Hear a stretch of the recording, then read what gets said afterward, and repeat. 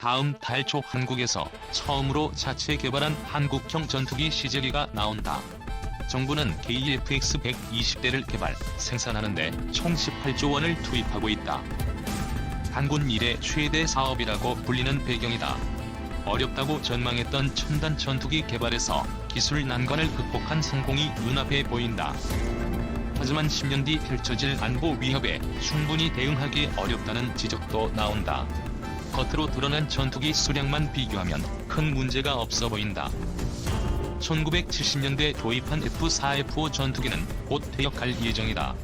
군 당국은 노후 전투기 200여 대가 빠진 공백을 KF-X로 채운다고 기대한다.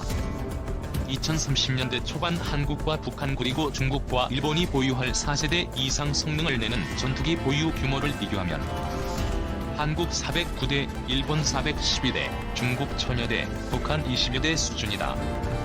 단순히 보유 수량만 비교하면 한국과 일본은 비슷하고 중국은 나라 크기만큼 압도적인 수준이다. 북한은 사실상 비교가 어렵다는 전망이다. 하지만 세대 차이 문제가 있다.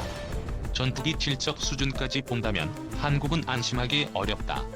KF-X는 4.5세대 전투기로 평가된다. 전투기는 성능 발전에 따라 4세대, 5세대, 6세대로 분류한다. 물론 KF-X는 일반적인 4세대 전투기보다 뛰어난 성능을 갖춘다. KF-X 탑재용 AESA 레이더는 잠자리의 눈처럼 천여 개의 작은 레이더로 구성돼 동시에 여러 대 적 전투기와 공중, 지상, 해상의 표적을 식별해 공격할 수 있다. 하지만 스텔스 성능이 부족해 5세대로 분류할 수 없다. 초기 생산품에는 제한적인 스텔스 기술만 적용한다. 2030년 중반 이후 개량된 생산품부터 본격적인 스텔스 성능을 기대할 수 있다. 2030년 한국 전투기 중 스텔스기 20% 수준. 스텔스기는 레이더 포착이 어려워 유령 전투기라고 불린다. 미공군 실험에 따르면 4세대 전투기는 5세대 전투기와 벌인 모의 교전에서 5세대 전투기 존재조차 파악하지 못한 채 격추됐다. 전투기 성능 측면에서 세대 차이를 극복할 수 없다는 의미다. 스텔스기 기준으로 한국은 주변국에 크게 밀리는 형세다. 2030년대 초반 한국은 80여 대, 일본은 147대를 보유할 계획이다. 중국은 200에서 300여 대를 개발, 도입할 전망이다. 한국은 주변국과 비교하면 열세라는 평가를 받는 배경이다. 한국 전투기 중 20%만 스텔스 성능이 가능하다. 중국은 자체 생산한 J-20 스텔스 전투기 40여 대를 이미 실전 배치했다. 미국 F-22 스텔기를 본떠 만들었다. 2030년대에 200에서 300대를 확보할 전망이다. 미국 F-35와 비슷한 J-31도 개발했다. 항모에서 뜨고 내리는 함재기로 탑재할 가능성이 크다. 지난 5일 중국 관영 매체인 글로벌 타임즈는 올해 중국 국방비가 전년도 대비 6.8% 증가한다고 전했다. 오늘 무기와 장비를 대체하며 항공모함과 J-20 스텔스기 대량 생산에 돌입하는 데 따른 조치라고 설명했다. 일본은 스텔스 전투기 147대를 보유한다는 목표를 세웠다. 이미 일부를 도입해 실전 배치했다. 한국 공군이 보유한 F-35E 스텔스 전투기와 동일한 기종이다. 경항모로 분류하는 이즈모급 대형 수송함에 배치할 수직 이착륙형 F-35B 42대도 포함된 계획이다. 한국은 올해까지 F-35E 40대 도입을 완료할 예정이다. 지난해 2030년대 초 예정된 경항모 건조에 앞서 수직이 착륙기 20대 계획도 세웠다. F-35B 기종을 고를 가능성이 크다. 주변국의 열세, 북한 핵무기 타격 임무도 부족. 또한 차세대 전투기 2차 사업도 조만간 시작해 F-35급 스텔스 전투기 20대를 도입한다. 당초 FX 사업을 추진할 때 60대를 도입하려다 예산이 부족해 우선 40대만 확보했다. 20대를 추가 도입해야 FX 사업이 완료된다. 그마저도 사업 속도가 느려져 우려하는 목소리가 나온다. 북한은 현재까지 스텔스 전투기 개발이나 도입 움직임을 보이지 않는다. 하지만 북한 위협은 단순히 북한 전투기 보유 규모만으로 판단할 수 없다. 과거 킬체인으로 불리던 전략적 타격 체계에 스텔스 전투기 투입이 필요해서다. 지난해 스웨덴 외교부 산하 스톡홀름 국제평화연구소는 북한이 보유한 핵탄두 수를 30에서 40개로 추정했다. 북한 핵무기 보유 수량은 적게는 5개에서 많게는 100개로 평가한다. 북한은 탄도미사일의 핵무기를 탑재한 뒤 이동식 발사 차량에 실어 은밀하게 숨겨둔 뒤 필요할 때 꺼내 쏘는 전략을 세웠다. 평소에도 빈번하게 위치를 바꾼다. 어디서 나와 어디에서 쏠지 판단하기 어렵다. 이 때문에 움직이는 위협은 탄도미사일로 공격할 수 없다. 핵심 지휘부 공격도 마찬가지다. 전투기가 접근해 마지막 순간까지 목표를 확인하고 발사 버튼을 눌러야 한다. 당연히 은밀한 침투가 핵심이다. 촘촘한 북한 방공망을 뚫고 침투하려면 스텔스 전투기가 필요하다. 공군 내부 자료에 따르면 대략 430대 정도를 한국 공군의 전투기 적정 보유 수량으로 판단한다. 북한 전투기 차단 및 방공망 파괴, 핵무기 등 전략 무기와 핵심 시설, 지휘부 타격, 장사정포 등 대화력전 투입 계획, 주변국 위협 대응을 고려했다. 공군 430대 보유 목표, 이제 개념부터 바꿔야 하지만 단순히 양적인 전투기 수량을 고집하던 관성을 벗어나야 한다는 지적이 나온다.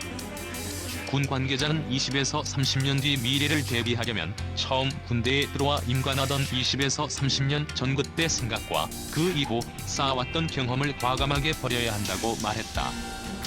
이제는 스텔스 성능을 갖추지 못한 전투기는 공중전과 전략적 임무에 투입하기 어렵다. 북한의 핵심 목표를 파괴하고 주변국에 대응할 수 있는 5세대를 넘어선 전투기에 초점을 둬야 한다. 경쟁은 더 치열해졌다. 중국과 일본은 이미 2030년대 후반을 목표에 두고 레이저 보호와 사이버 공격 능력 탑재도 추진한다. 단순히 스텔스 성능 하나만으론 부족하다. 당장 스텔스 전투기 주문을 늘려야 한다는 말도 아니다. 이미 5세대 전투기는 현재 일본 다가올 미래가 아니다. 6세대 전투기 개발도 벌써 눈앞에 보인다. 6세대 전투기 가능성 아닌 현실.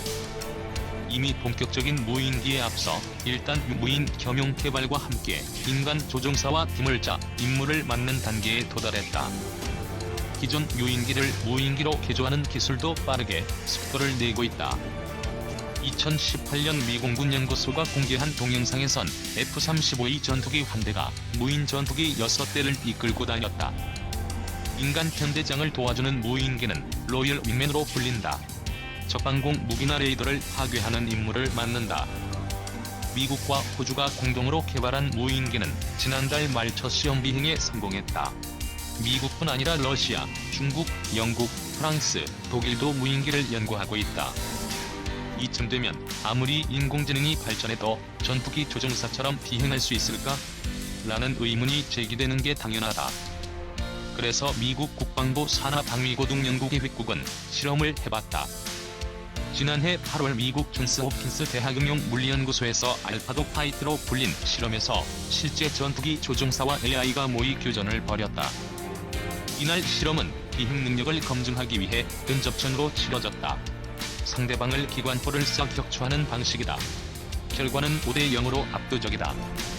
AI는 15발을 쏴 인간 조종사의 전투기를 5번 격추했다.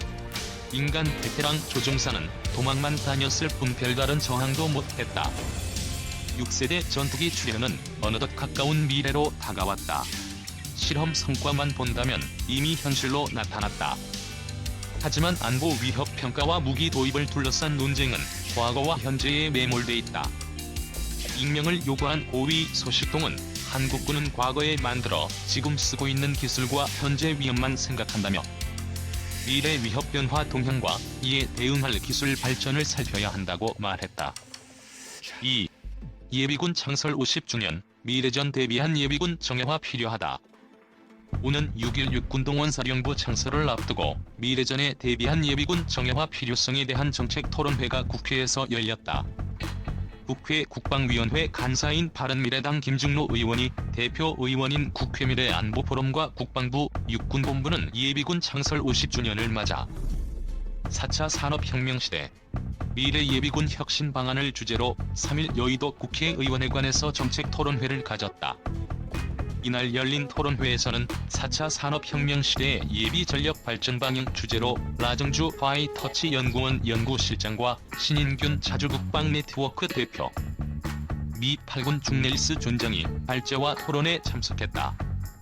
라정주 연구실장은 발제를 통해 군에 적용 가능한 4차 산업혁명 기술로 비반복적 인지 업무인적 상황 파악 및 대응 가능한 무인자율 전투로봇 기술, 작전 실시간 전투 지휘 활동, 가상현실과 증강현실 기술을 활용한 상황조치 훈련, 부대원 관리를 예로 들었다. 또 비반복적 육체 업무로는 웨어러블 디바이스를 이용한 개인별 전투 행동, 자율주행 기술을 갖춘 전투차량 운전, 드론을 이용한 정찰과 표적 타격, 안내 로봇을 활용하는 전투장비 교통통제 분야가 가능하다고 전망했다. 라 연구실장은 향후 군 예비 전력의 발전 방향으로 비반복적 인지 업무인 행정업무 시스템 관리, 무기, 장비, 물자 등 필요 재원 소요 파악, 군사훈련 지원 등을 수행할 수 있는 예비역 간부를 확보하고 컴퓨터 자본을 조작 및 정비할 수 있는 인력 지정, 로봇과 드론 등 물자 동원이 가능해야 한다고 강조하며